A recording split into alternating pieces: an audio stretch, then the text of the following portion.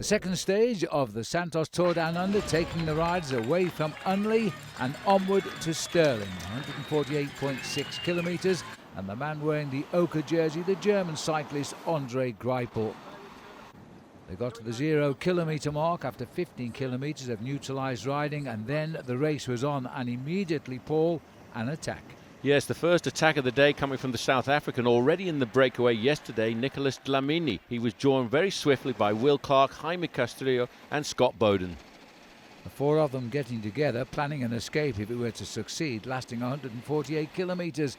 But initially, the first target was the first King of the Mountains at Tea Tree Gully.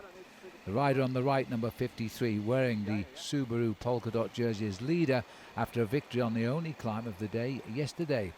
And he was now looking for 10 more points to double his advantage. Scott Bowden had a slight problem with the back wheel of his bike. At the same time he wanted a drink. He fell away from the action temporarily, but then came the sprint to the line.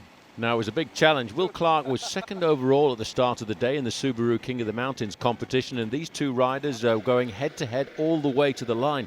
But the 22-year-old from South Africa, Dlamini, got himself maximum points again, bringing his total to 20 in this competition. At this stage, the riders had a lead of over 4 minutes, but wisely, Nicholas Dlamini fell back to the main field. His job done, his main target achieved for the day. Under very hot and clear skies, the race continued to stalk the rest of the riders. They continued to amass a massive advantage over the main field. Initially 4.5 minutes, but a maximum of 6.5 minutes when they got to 110 kilometres to go. But more importantly on the road, there were two sprint points, the first coming at Oakbank. 46 kilometres into the race, and the rider in the pink here, the most aggressive rider of yesterday, was at it again. Will Clark was chasing here a 3-second time bonus, and he now was only 1 second behind overall the German rider André Greipel. A little bit of a regrouping as they rode through Oakbank. The next target of the day will be at Mylor at 77 kilometres. He knew it was important to try and get this 3-second time bonus as well, because that would in fact put him ahead of the German André Greipel in the overall standings. He showed a clean pair of wheels to the other two riders in the breakaway, picking up another 3-second time bonus, making his tally to 6 seconds on the day. And the virtual leader by 2 on the road. Then came the orders to fall back to the main field. Will Clark had done his job, so too had the white-jerseyed Scott Bowden, and that left just one man out front, Jaime Castrillo, a 21-year-old young professional from Spain, and he tried to win it alone. Will Clark got picked up by the main field. His next hope was that he could stay in contact with the main field, because if the right combination came around, he could be the new overall leader at the end of the day. But first of all, the main field had to think about one main goal, pulling back the Spanish rider Jaime Castrillo from the Pyrenees. There were 3 vicious laps of 21 kilometres each, a circuit based on Stirling.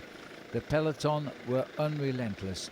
They kept him in sight all of the way. Then there was an accident. Steve Morabito, a Swiss rider on the French FDJ team, he dislocated his shoulder. Help was at hand, and the doctors actually put it back in. A nasty thing to happen while at the front of the race, Jaime Castrillo was losing his advantage, and from 4 minutes it was down to 1 minute and 15 seconds with a lap to go. The peloton finally wound the Spanish rider back in after an escape of 135 kilometres. So all that remained was the big sprint to the line, and the sprinters were all there. And after a shoulder-to-shoulder battle, the man beaten on the previous day, Caleb Ewan, was now on the back wheel of the world champion, Peter Sagan. When he saw the finish, he moved a little bit later, and he lasted the best to the line. Caleb Ewan won at the stage, and historically, that was his 7th stage win. Yeah, I'm out of breath right now. It was a super tough finish, and it's something that we were also unsure about whether I'd make it over the top. But you know, the boys, they put me in a perfect position again, and you know, I just love seeing them, back me 100% even after some results that we weren't hoping for.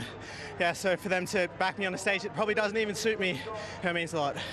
Yeah, you know, I heard on the radio that Greipel had been dropped Thanks, man. Yeah, Gripe had been dropped on the last climb, so yeah, you know, I'm so happy to be back in the Oka. And he was back in Oka to lead the race for the third day, which will take the riders from Glenelg to Victor Harbour.